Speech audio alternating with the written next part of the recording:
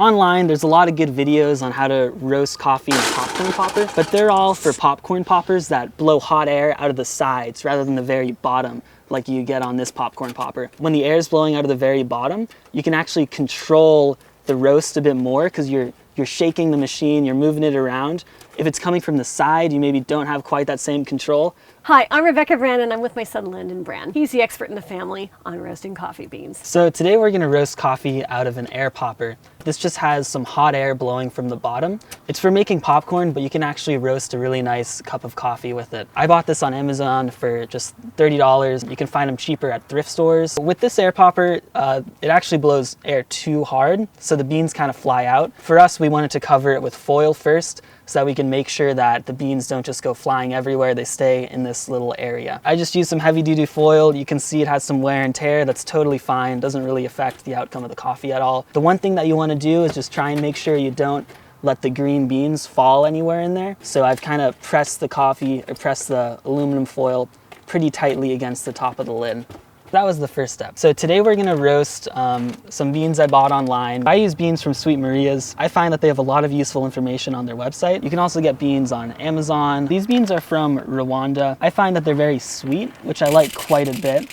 They also have some nice chocolatey notes, and of course, it's an East African washed coffee, which just refers to how it's processed on the farm. Since they're a washed processed coffee, they have a lot of clean flavors compared to a natural processed coffee. And that just refers to how they're treated on the farm. And here, this little bean, we can actually see that black stuff. That's probably not gonna taste good. That looks like some defects. You call that black bean. So we're gonna take that one out. Really quickly, look at these beans, make sure there's no major defects. Usually if you're buying beans from a pretty good source, there won't be anything too bad in there, but every now and then you'll find a rock even, or something that you don't really want. So just gonna do a quick check. Yeah, it looks good. If you really wanna make a perfect cup, you could try pulling out every little thing that looks defective, like this guy, or if there's any ones that have a little hole in them, yeah, you could pull that out. For just your daily cup of coffee, you don't really need to stress too much about getting one or two defective beans in there. Today we're using about a third a cup of beans. I find that for my popcorn popper, this is a really good amount. If you look,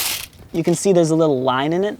So I like to fill it just below this line. I find that makes it pretty easy to work with and still roast a lot of coffee. You always pour the beans into an air popper when the popper's off. You don't really want to run the popper with nothing in it. I've read that it can damage the popper. It just gets really hot in there. Today we're using an extension cord with the roaster. Normally I actually just roast without one, but since we wanted to roast a little further from the house today, we had an extension cord. Since it has an extension cord, I think it'll roast a little colder, might take a little bit longer. That's probably a good thing. So on my popcorn popper, roasts are usually only 5 minutes, 7 minutes. Commercial roasters will roast for about 10 to 15 minutes pretty often. Maybe this will make better coffee. Roasting coffee produces a lot of smoke. I mean, you're just getting these beans really hot. There's a lot of gas in there that's gonna escape. So you definitely wanna do it outside or in a well-ventilated area. Because if you do this in the house, you're gonna have your whole smoke detectors going off and causing a scene. So we're doing it outside.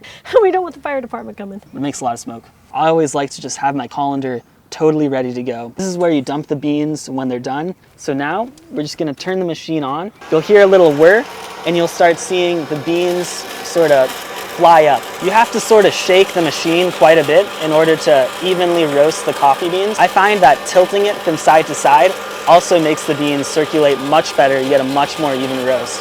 So you'll see right now it's still pretty green coffee, but pretty soon it's gonna start yellowing up. You can also see some chaff starting to come off. So we turn the machine off for a second just so we can see in it. At this stage, the coffee is still kind of drying out. So it's okay to pause the roast for a second, but now we're gonna turn it back on. So you'll see a lot of chaff coming out, or some people call it silver skin. It's just gonna blow away in the wind. By now you might start smelling a little bit of grassy notes or like hay or something. Which is kind of a fun part of roasting your own coffee, is all the smells. Now you can kind of see it's a lot more yellow. If you were to taste the coffee at this point, I've heard it's quite bitter and kind of tastes like wheat. So that's why you gotta keep roasting. And it smells like popcorn cooking, really. Yeah, it smells kind of like toast or something. Like toast. A little nutty. Yeah. Yeah, so now it's just getting brown, getting a little darker. Now you start hearing those pops, and that's called first crack. That means that the coffee is releasing CO2 right now, and it kind of explodes. It's a lot like how popcorn pops. You'll also see the coffee's much darker now. After it's completed first crack, it's generally considered pretty drinkable. It's gonna keep popping for about 20 seconds or so. You can hear it's starting to get to a rolling first crack, that's called. And now first crack is kind of over. We're just caramelizing some sugars or so. You can smell that it smells totally different now. It smells a lot more like coffee and kind of darker chocolatier. It does. This is looking good. We're gonna go ahead and pour it out into the colander, turn the machine off. You can see it's kind of smoky, kind of still really hot. Right after it's come out, you want to start pouring from colander to colander to try and rapidly cool it down. It's going to keep cooking right when it comes out, but you just want the process to stop as soon as possible.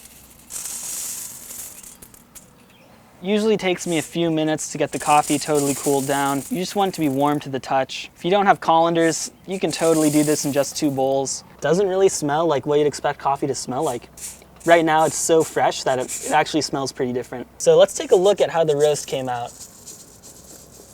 You can see it's a little bit uneven. With a popcorn popper, you can't really get it perfectly even, but since it's so cheap, you know, you're paying $30 for a roaster instead of $200. I think it's worth it, and it is pretty reasonable. This makes good coffee. The roast was kind of a medium roast. When you buy your own green beans, what you really want to taste is the flavor of the coffee itself. You don't want to taste the flavor of the roast. If you just want to get a really dark coffee, you can just buy cheap coffee at a grocery store and it won't make too much of a difference. The darker flavors eclipse sort of the more natural coffee flavors. We call that the roast profile, which is how you roast it, eclipsing the flavor of the original coffee or eclipsing the origin profile. Would this be equivalent to a French roast in the store? This is a medium roast.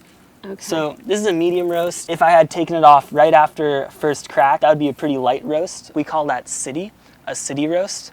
This is City Plus. You can take it a little bit darker to what's called full city, and that's maybe what they use for espresso. It's starting to get more of like the caramely, complex, dark flavors as opposed to the bright, fruity, acidic flavors. You can see the beans are pretty dark, but they aren't really oily yet. You can really tell when a bean is really darkly roasted if it's really oily. If you get a French roast at the grocery store or something, you'll see those beans are black and shiny. These are more of like a dark brown, no oil really. You can see this bean here, it's quite a bit lighter than the other beans, basically most of the other beans in the batch. It may have gotten stuck at the top of the popcorn popper or something, or it may have been a little bit of an underripe bean and developed a little differently. Since it's so different, we might want to take this out just to try and get the best cup we can. So these beans are done. We're gonna go ahead and store these beans in just any airtight container. Today we're storing it in just a little jar. We're gonna wanna wait about 24 hours before using them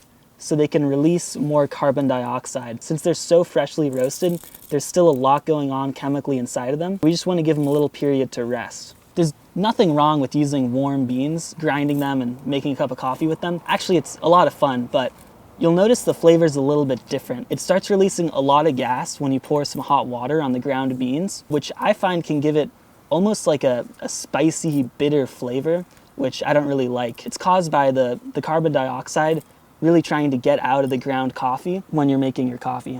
So since the gas is coming out, we can put a lid on it. We want to leave it kind of loose for the first day or so, and then we can really tighten it after that to try and get this to store nicely, and maybe it'll last a week or two before it starts tasting a little bit different. What I really like about this is that since a pound of green coffee is only about $6 if you get it online, you can get a lot of different flavors and sort of roast all of them, taste how they're different for pretty cheaply. A pound of green coffee is gonna last you a long time. Like I drink 2 cups a day, a pound lasts me a couple weeks. Over other cheaper coffee brands, there's no real cost saving, but what you really get is to be able to try a lot of different types of coffee and have a fun little ritual without really breaking the bank. It's not that expensive. Oh, I like this a lot better than Folgers for sure. Folgers usually is pretty darker roasts, nowhere near as fresh, so it's really like you're tasting a different drink. With this, you get so much sweetness. Other types of coffee that I get, you'll take a sip and you'll be like, this tastes like a raspberry, or this tastes like a blueberry.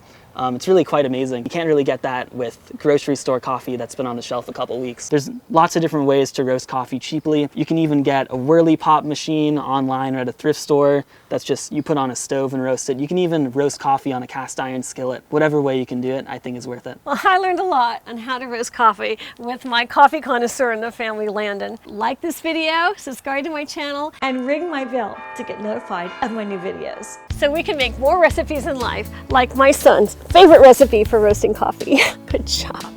I think it's time for us to have a cup of coffee together. Thanks for watching. Hope you enjoyed this video on how to home roast your own coffee. Yeah, good job, honey. Let's go have some coffee now.